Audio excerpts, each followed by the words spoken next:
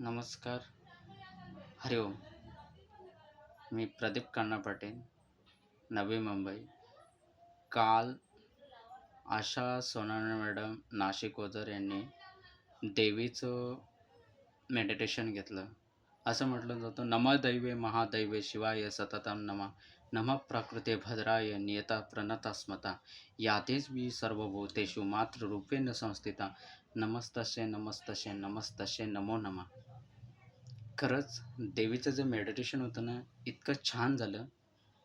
मी आणि माझ्यासोबत माझी मिसेस देखील मेडिटेशन करत होती आणि मेडिटेशन करत असतावेळेस खूप छान एनर्जी वगैरे फील होते. जसजशा मॅडम इन्स्ट्रक्शन देत होत्या, तसतशा पद्धतीने ते एनर्जी जाणवत होती आणि प्रत्यक्षात ब्रह्मचारिणी देवीचं काल दर्शन झालं आणि त्याच्यामध्ये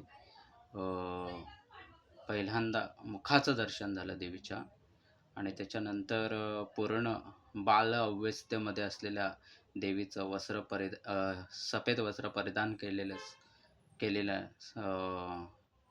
दर्शन झालं आणि जशा पद्धतीने इंस्ट्रक्शन देत होता तशा पद्धतीने ते एनर्जी जाणवत होते आणि इतकं छान वाटत होतं की मेडिटेशन झाल्यानंतर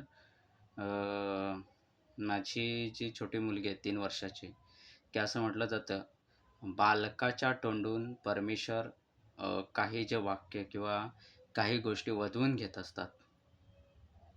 तर काल मेडिटेशनच्या वेळेस आम्ही ज्या ठिकाणी बसलेलो, त्या ठिकाणाहून त्या मुलीला काय वाटलं, माझ्या छोट्या मुलीला, की तिने मम्मीला तिचा आवाज दिला आणि तिने सांगितलं, "मम्मी मला शी आली" म्हणून.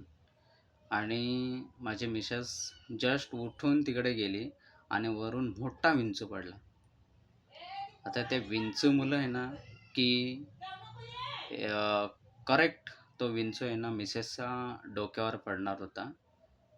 परंतु काही म्हणजे सेकंद किंवा 1 मिनिटाच्या अवधीतच तो विंचू त्या ठिकाणी पडला.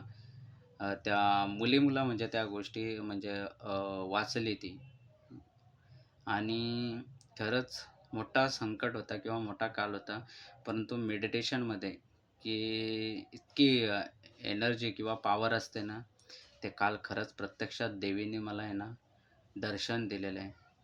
खरंच मी मनापासून सर्वांचा आभारी आहे. धन्यवाद.